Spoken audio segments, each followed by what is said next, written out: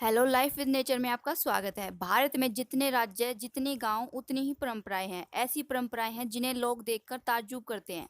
आज हम उन परंपराओं के बारे में जानेंगे जिन्हें आप अपने आसपास हर रोज देखते व सुनते हैं। आइए जानते हैं इन परंपराओं के पीछे क्या वैज्ञानिक तर्क छिपे हुए हैं।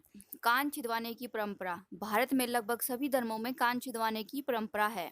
वैज्ञानिक तर्क। दर्शन शास्त्री मानते हैं कि इससे सोचने की शक्ति बढ़ती है, जबकि डॉक्टरों का मानना है कि इससे बोली अच्छी होती है और कानों से होकर दिमाग तक जाने वाली नस का रक्त संचार नियंत्रित रहता है। व्रत रखना। कोई भी पूजा पाठ या त्योहार होता है तो लोग व्रत रखते हैं। वैज्ञानिक तर्क। आयुर्वेद के अनुसार व्रत रखने से पाचन क्रिया अच्छी होती है और फलाहार लेने से शरीर का डिटॉक्सिफिकेशन होता है, यानी उससे खराब तत्व बाहर निकलते हैं। व्रत करने से कैंसर का खतरा कम होता है। हृदय संबंधी रोग, मधुमेह आदि रोग जल्दी नहीं लगते। क्यों लगाया जाता है सिंदूर? शादीशुदा हिंदू महिलाएं सिंदूर लगाती हैं। वैज्ञानिक तर्क। सिंदूर में हल्दी, चूना और मरकरी होता है। यह मिश्रण शरीर के रक्तचाप को नियंत्रित करता है। क्योंकि इससे यौन उत्तेजनाएं भी बढ़ती हैं, इसलिए विधवा औरतों के लिए सिंदूर लगाना वर्जित होता है।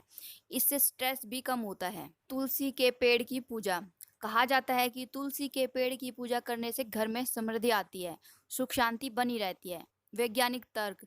तुलसी इम्यून सिस्टम को मजबूत करती है, इसलिए अगर घर में पेड़ होगा तो इसकी पत्तियों का इस्तेमाल भी होगा और उससे बीमारियां दूर होंगी। घर का वातावरण भी तुलसी के पौधे होने से शुद्ध होता है।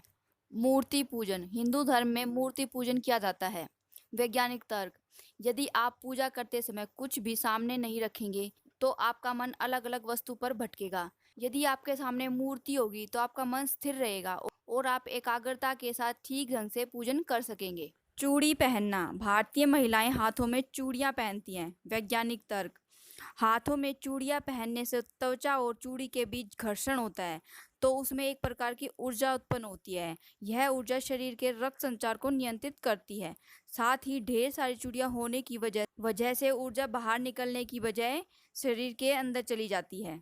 मंदिर क्यों जाते हैं? मंदिर वो स्थान होता है जहाँ पर सकारात्मक ऊर्जा का प्रभाव होता है। मंदिर का गर्भगृह वो स्थान होता है जहाँ पृथ्वी की चुंबकीय तरंगें सबसे ज्यादा होती हैं और वहाँ से ऊर्जा का प्रवाह सबसे ज्यादा होता है। ऐसे में अगर आप इस ऊर्जा को ग्रहण करते हैं तो आपका शरीर स्वस्थ रहता है, मस्तिष्क शांत रहता है। हवन या यज्ञ करना। किसी भी अनुष्ठान के दौरान यज्ञ अथवा हवन किया जाता है। वैज्ञानिक तर्क। हवन सामग्री में जिन प्राकृतिक तत्वों का मिश्रण होता है वह गाय का घी, कपूर, तिल आदि के मिश्रण के जलने पर जब धुआं उठता है तो उससे घर के अंदर कोने कोने तक कीटाणु समाप्त हो जाते हैं, कीड़े मकोड़े दूर भाग जाते हैं और घर का वातावरण स्वच्छ हो जाता है। महिलाएं क्यों पहनती हैं बिछिया? हमारे देश में शादीशुदा महिलाएं बिछिया पहनती हैं। वैज्ञानिक तर्क। पैर की दूसरी उंगली में चांदी की बिछिया पहनी जाती है और उसकी नस का कनेक्शन बच्चेदानी से होता है। बिछिया पहनने से बच्चेदानी तक पहुंचने वाला रक्त का प्रवाह सही बना रहता है। इससे बच्चेदानी स्वस्थ बनी रहती है और मासिक धर्म नियमित रहता है। चांदी पृथ्वी से ऊर्जा को ग्रहण करती है और उसका संचार महिला के शरीर में करती है।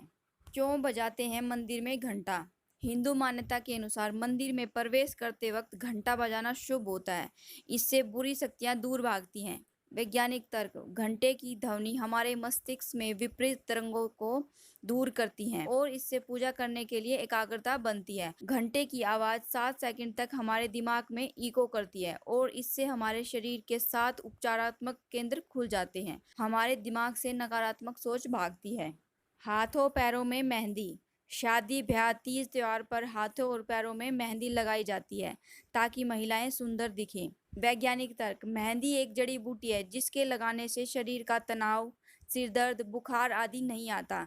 शरीर ठंडा रहता है और खासकर वह नस ठंडी रहती है जिसका कनेक्शन सीधे दिमाग से है, लिहाजा चाहे जितना भी काम हो टेंशन नहीं आती। अगर आपको ये जानकारियाँ अच्छी लगी हैं तो लाइक शेयर कमेंट कीजिए। Thank you.